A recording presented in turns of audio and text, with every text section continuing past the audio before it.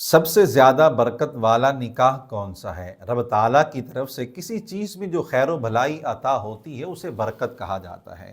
یہ حقیقت ہے کہ نکاح ہو یا کوئی اور معاملہ، اگر اس میں برکت ہے تو بہت کچھ ہے، اور برکت نہیں تو کچھ بھی نہیں، کیونکہ بہت مرتبہ کسی چیز کی مقدار زیادہ ہوتی ہے مگر اس سے بندے کو نفع نصیب نہیں ہوتا، یہ کثرت ہے مگر برکت نہیں ہے۔ اس کے برعکس بعض اوقات شے کی مقدار کم ہوتی ہے مگر باری تعالیٰ اس سے کثیر فائدہ عطا کرتا ہے، اسے برکت کہا جاتا ہے۔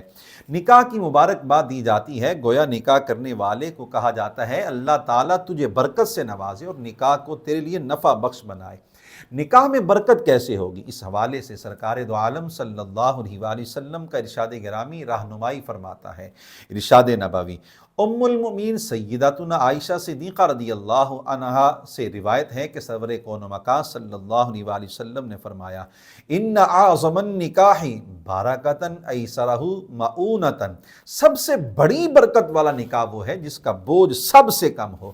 نبی کریم صلی اللہ علیہ وآلہ وسلم نے ایک جملہ ارشاد فرمایا جس میں بوجھ سب سے کم ہو اور اس میں بہت کچھ بیان فرما دیا۔ نمبر ایک، حق مہر بہت زیادہ نہ ہو، جیسا کہ ہمارے ہاں اپنی بڑائی دکھانے کے لیے بہت باری مقدار میں مہر مقرر کیا جاتا ہے۔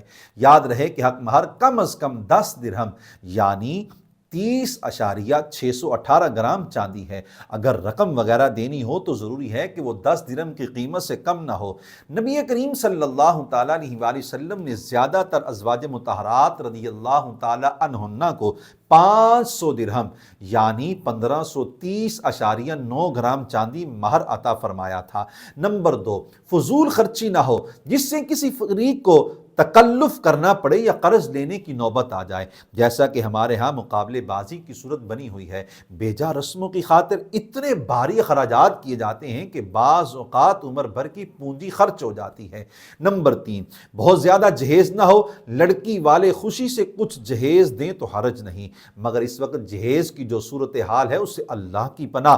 نمبر چار، سخت شرائط نہ رکھی جائیں بلکہ اللہ تعالیٰ پر توکل کرتے ہوئے گھر آباد کیا جائے۔ حدیث مبارک کو پیش نظر رکھیں تو سمجھ آ جائے گی کہ ہماری شادیوں میں بے برکتی کیوں بڑھ رہی ہے۔